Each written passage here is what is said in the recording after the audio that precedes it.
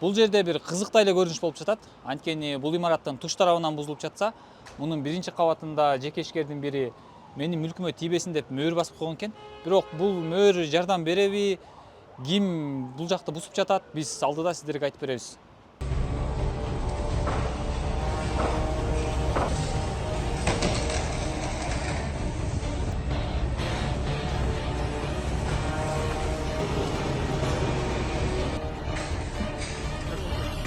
Мен могу проблема болуп аткан здание Исанова 87 бир помещениянын кожайыны. Бизге департамент при управ президента бизге биринчи былтыр жылы июль айында чакырды биз эмеге. Управление делам президента. Алар чакырып айтышты. Бизге мындай место орун жетпей атат налог инспекцияга. Ошон үчүн силер өзүңүздүкү помещение бизге бекер бергиле, подарка кылып деп айтышты. Биз бүт барыбыз барып, биз андай болбойт дедик. Биз бул часын, биз эмне үчүн бекерге беребиз деп кеттик. Анан кийин алар бир айдан кийин уведомление жөнөтүп атат бизге, ар бирибизге. Ал эмеде дагы жазып атат. Мындай бир орун жетпей атат. Силер бизге уже официальный кагаз менен да, уже ушундай бизге силер орун алганы магазиндарды, помещенияларды бизге бекерге бергиле деп айтышты. Биз анан хат жаздык. Президентке жаздык, ГКМга жаздык, генерал прокурорго жаздык. Кагазда хат жаздык. Мындай болду, бизге бекерге бергиле деп хат жаздык. Анан кийин алар катты алып, жабап берип, алар кийин бизге договор дале участок берип атат. Могу Бета-Сторостан алардыкы намынан. Алар Бета-Сторос бизге айтып атат, биз силерге 5-7 жылдан кийин ушу в будущем торговом центре силер экинчи кабатта биз силерге помещение беребиз деп айтышты. Ал 5-7 жылдан бери бизге эч кандай компенсация төлөбөйт экен. Потому что биз өзүбүздүн ишибизди полкага коюп анан кийин биз эмне кылабыз? Бизди ким багат 7 жыл? Эч ким бакпайт. Биз дагы анага отказ бердик. Болбойт деп айттык. Потому что биз сатууга мейли, ама бекерге барып берип же мындай бир инвестиционный узун вакытка күтүүгө биз анага болбойт бизге деп айттык. Анан кийин алар бизге башка уведомление уже берип атат. Мындай бир кышында землетрясение болду, нарын жакта Кытай граница менен. Ошон үчүн буякка бул здание ветхий экен деп биз ошону чакабыз деп бизге ушундай мажбурлатып, энди бизди тартып алабыз деп жооп атат өкмөт. Бул имараттын 2-3 кабаты президенттин иш башкармалыгына тийиштүү болсо, 1 кабаты жеке ишкерлерге тийиштүү. Анткени жеке ишкерлердин айтуусу боюнча бул жакта экспертиза бурмаланып, соттун чечимисиз бузулуу иштери жүрүп жатканын айтып жатышат. Бул жерди деген өткөн жылы чогултуп, жыйын өткөрүп, биякта собственниктерди чакырып алып берип, булар ачык эле айтышыптыр. Бизге на безвозмездной основе государствого өткөрүп бергиле, бизге место жетпей жатат биякта налоговыйга депчи. Ошондо деген бул собственниктер кандай безвозмездный, бизге бирөө төлөп береби десе жок, эч ким төлөп бербейт десе жок, анда бере албайбыз деп кетип калышат. Кеткенден кийин кайра бир убакыт өткөндөн кийин буларды чакырып биз менен договор заключать эткиле, Бета-Сторос бияка деген дагы бир торговый центр узартып бияка курат. Андан кийин ошол жерден биз силерге эмени беребиз дейт да, помещение беребиз дейт. Булар болсо хорошо, андай болчу болсо, анда деген бизге планыңарды көрсөткүлө, кайсы жерден местаны бересиңер, кандай объемдогу местаны бересиңер десе, колунда эчтеке жок да алардыкы. А еще одним условием было, почему булар деген отказались, да, эмне үчүн макул болбой койгон? Потому что деген прежде чем тигилер менен договор заключать, вы на сегодня должны на безвозмездной основе отказаться от имущества. То есть, понимаете, то есть ты сперва отдай, а потом мы тебе дадим что-либо деген, да? Приказ управделами подписывает Туманбаев. Ошон үчүн мен основаниябыз бар. Меники мисалы үчүн, почему я говорю Туманбаев департамент, потому что у меня все бумаги в этой папке собраны. Андан кийин Туманбаев мун менен дагы мисалы үчүн токтоп калган жок. Туманбаев болсо деген письмо департаментке жазып атат. Кадастрга наложить ограничить деп действие То есть ограничение вводит, что бұлар сата албасын, сдавать ете албай қалсын в последующем. Да?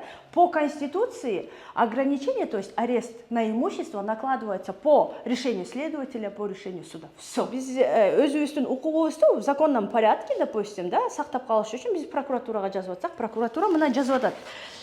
Сотқа қайрылғада административный сотқа. Административный сотқа жазып атабыз, ал незаконное решение шығарып атат, ал деген не имеет права на снос собственников. Административный суд болса деген мына анда решениесі бар, ал айтып атат, бар в гражданском порядке барғыла дейді. Административный суд. Гражданский порядокқа барса, гражданский суд бар, айтат, бар административныйға барғыла берші. Вот просто издеваются, да? Когда есть закон, если закон не может защитить нас, тогда куда обращаться? Негизи биз бул жакта уже 2 жылдан ашып калды. Анан биз келгенде бул жерде эч нерсе жок болчу да. Эле жаман акыбалда болчу. Анан биз жаңы келгенде бул жактын ээси менен келишим түзгөнбүз. Келишим 5 жылга болчу. Анан ал жакта биз келишимди эмнеге таянып түздүк? Бул жерде кызыл китеп болчу да. Анан кызыл китеп болгондон кийин биз баарына уверен болуп эле түзгөнбүз да. Ошол кызыл китепке байланыштуу биз ишенип эле толтур акчабызды вложение кылганбыз. Азыр санап келсек бир $100 000, $130 000дан ашыгыраак акча вложение алганбыз. Анан биз ошол келишимге мынча мисалы 5 жылга түшсөк, 2 жылда актаса анан иштетебиз деп ошондой план койгонбуз да. Бирок мына 2 жылдан бир аз эле ашып, эми иштеп келатканда ушундай жаман окуя болуп атат. Азыр биздин өзүбүздүн Гүлжан эже өзү да ооруп жатат. Анан ал келе албай атат. Бизге аябай кыйын болуп атат да. Биз как арендатор катары бизди эч ким укпайт. Биз барсак, силер кимсиңер дейт да. Анткени биз эч кандай тиешебиз жок зданияга. Биз болгон арендаторбуз. А бул жерде азыр бул окуяда арендаторлордун даже мындай арендаторлор жөнүндө сөз да болгон жок да. Бул ээлер жөнүндө сөз болуп атат. Эми бул жерде эми ээси башында эле бул негизи кагаз келгенде ал айтканда бизде кызыл китеп бар, баарын чечкенге аракет кылабыз, тийиштүү органдарга кайрылабыз деп. Кайрылышты, жазышты, жаза турган баардык жака жазышты, бирок эч кандай реакция болгон жок. Анан кече күнү уже указ келди бизге. Мына 7 сентябрда чыгып кеткиле, болбосо там бузабыз дегенчи. Анан биз аны көтөрүп алып, анан өзүбүздүн адвокатыбызды ээрчитип алып, бул жактын ээлери биз эмес. Баарыбыз биз дагы кошулуп бардык. Барсак бизге эч кандай канааттандырарлык жооп беришкен жок. Жогору жак мынча деталин билбесе керек. Биз деле түшүнүп атабыз, инвесторлорду тартыш керек, акча салыш керек, Кыргызстанды өнүктүрүш керек. Бирок ал менин оюмча ал жерде эч кандай бир кыргыз жаранынын укугу тебеленбеш керек деп ойлойм да. Биз эч кандай там биз тарапка, оң тарапка чечип бергиле деп суранбайлы. Биз болгону закондо кандай жазылса, ошол закон боюнча эле чечип берсе, болду, башка эч нерсенин кереги жок эле да. Бизге бул жерде мындай башкача окуялар болуп кетип атат да, өзүбүз да түшүнбөй калдык. Азыркы күндө бул зданияны ветхий аварийный деп атат да. Эми өзүңөр көңүл бурсаңар, можете вот сыртынан эле карасаңар бир жеринде да жаракат кеткен жери жок да. Бул зданияны бул зданияны фактически экспертизасын мен силерге дагы берем. Ал экспертизасында аякта жазып атат, ненадлежащий уход болгон депчи. Конкретно там идет то, что своевременно ремонтные работы не проводились, но не говорится о том, что здание подлежит сносу. Экспертизада сноско снос кылып алыш керек деген чечим чыккан эмес. Экспертизада жазды, что естественный износ, но аварийный ветхий деген сөз жок акта. А бул управитель президента айтып атат, что ветхий болгон школа биз аны чакабыз деп атат. Ну, идея на самом деле, ошо участканы инвесторго бермек. Ушул имараттын бузулушуна президенттин иш башкармалыгынын башчысы Каныбек Түмөнбаев жана курулуш иштеринин департаментинин жетекчиси Нурдан Орунтаев катышып, жеке ишкерлер убагында жерди мыйзамсыз алган деп айтууда.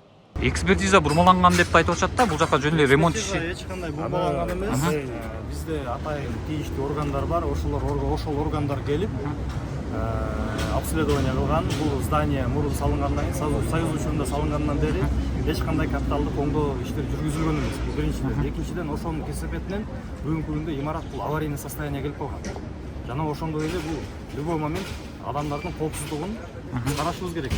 Жекешкенде айтабыз, биз мыйзамдуу сатып алганбыз деп. Экинчи этаж жана үчүнчү этажда гана биз демонтаждоо иштерин жүргүзүп атабыз. Биринчи этажга эч ким берген жок. Ошо жеке ишкерлер өздөрү чечсин. Эгер калтырам десе калтырсын. Ошондой эле буякта, допустим, башка бирөөгө сатабы же анын өзүнүн укугу да туурабы? Мен ошо так жооп ала албай атам да, сизден биринчи этаж ушуна Дагы бир жолу айтып Ооба, жок, торговый центр кайка салынат анда? Сиздер бул жака эмне салынат? Ошону айтып атпаймынбы? Эгер калпаса, значит калып калат. Эгер сатпаса, сатпайт. Аны биз ар жакка кийлигише албайбыз. Биз болгону экинчи жана үчүнчү кабатты гана алып атабыз. Биз жерге эч кандай тиеше же кандайдыр элек кылган жерибиз жок. Бул жерди инвесторлорго берип атабы же инвестиция салып атышабы, кандай болот бул жака? Бул жерге бүгүнкү күндө 1800 квадрат метр мамлекеттен аянт болсо, биз эртең бул жерге мамлекетке 5000 квадрат метр аянтта. Ушул Советтер Союзунда кандай убакыт болгон болсо, мына алынганда турганда, мына эртең дагы Кудайым буйруса 1,5 жыл, 2 жылдан кийин мына ошол мүлк 5000 квадрат болуп туруп көбөйтүп ушул жерге мамлекетке берилет. Бүгүнкү күндө мамлекетте мына ушул айталы бир 20 жыл дейбизби, 10 жыл дейбизби, мына тонолуп кеткен, мыйзамсыз өтүп кеткен ушул мүлктөр бардыгы мамлекетке бүгүнкү күндө кайтарылып жатат. Бул туура чечим. Бардыгы мыйзам чегинде. Азыр мына Госстройдун жетекчиси дагы курулуш жагынан дагы бүт түшүндүрүп кетти. Экспертиза жагынан дагы бардыгын түшүндүрмөлөрдү берди. Мына Кудайым буйруса, мындан кийинки ар бир кадамдар мыйзам чегинде, мурунку заман болбойт мындан кийин. Бардыгы мыйзам чегинде аткарылат. Жеке ишкерлер мыйзамсыз сатып алган экенби бул жерлерди? Мыйзамсыз алынган. Имараттын биринчи кабатын убагында сатып алган жарандар президент алардын маселесине көңүл бурат деп үмүт артышууда. Өткөн жылы жайында президент түрк инвестору менен ушул имарат жайгашкан жерди көрүп кеткенин ишкерлер айтышты.